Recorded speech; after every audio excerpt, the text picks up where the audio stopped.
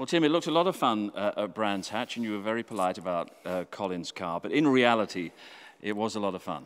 It was a great honour to drive the car. I'm the only person other than their 3 regular drivers who's driven that new 330i. So it was a great honour and a privilege. And I was also conscious of Dick Bennett's watching me, making sure I didn't make any mistakes, because that car had to go and race at the weekend. Yeah, you had to look after it. Anything surprise you about it? Its size, it felt big, it was very easy to drive, power steering, sequential box with no clutch needed. That was very easy.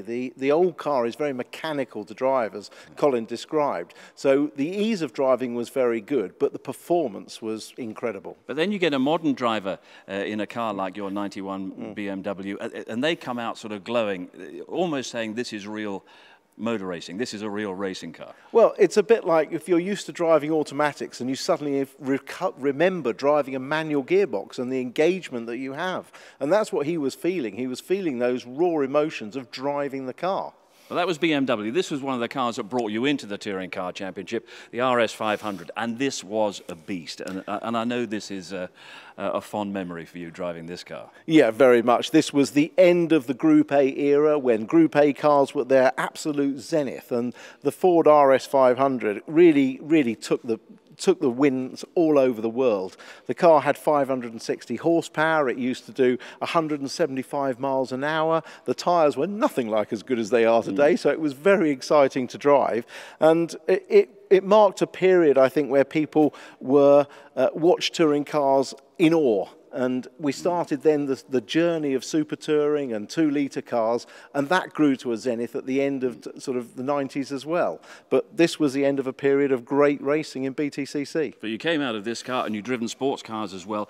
Did the BMW seem a bit of an anticlimax after a machine like this? I certainly had to realign my mental thoughts about braking distances, about speed on the straights, because in a straight line the BMW felt very slow, but its cornering performance and the action you had to put in to get the best out of the car was a totally different driving experience. Yes, it was front engine rear wheel drive, but you just realign your focus into a different style of driving, and then you start to get a lot more out of it. It was the 3 Series in 91 and then the 318 in 92 in one of the most extraordinary British Touring Car Championship climax to a title battle.